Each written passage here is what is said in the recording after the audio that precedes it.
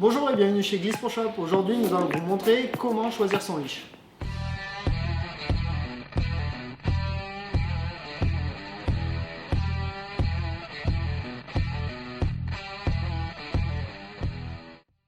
Donc il faut savoir que le leash, c'est un vrai organe de sécurité. Il va vous permettre déjà de vous sécuriser et ensuite il va permettre d'éviter d'impacter les autres personnes qui surfent à côté de vous.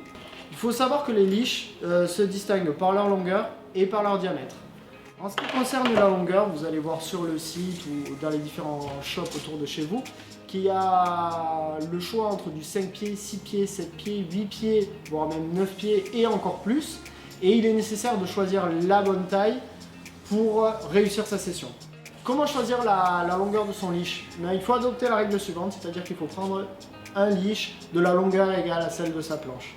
Après, si vous avez une planche entre 5 pieds et 6 pieds, il faudra un leash de 6 pieds. Une planche entre 6 pieds et 7 pieds, un leash de 7 pieds.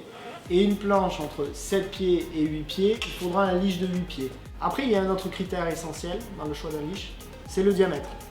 À savoir que d'une manière générale, on surfe avec des diamètres qui sont de 6 mm 5. Ce type de diamètre-là est adapté pour tout type de vague, de 80 cm à quasiment 3 mètres.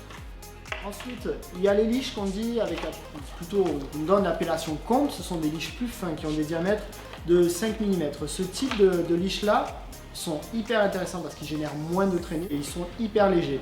Le seul souci de ce type de leash, c'est qu'ils sont limités en termes de taille de vague car ils vont potentiellement plus casser. Et après, un autre type de diamètre qu'on retrouve, c'est les 8 mm. Alors les 8 mm, c'est vraiment des diamètres faits pour attaquer des grosses vagues. Ils vont avoir une grosse résistance à la traction. Donc on va faire une aparté sur les leashs de stand-up paddle et de longboard parce que comme vous pouvez le voir, parfois ils peuvent être différents. Ce sont des leashs qu'on dit téléphone.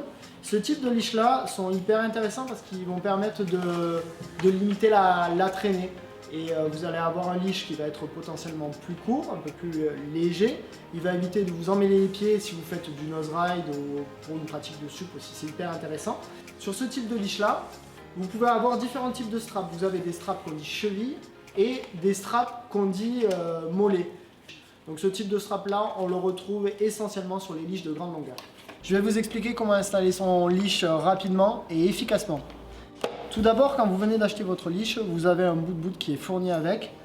Vous allez le placer au niveau du plug de la planche comme ceci, juste en laissant un petit peu dépasser.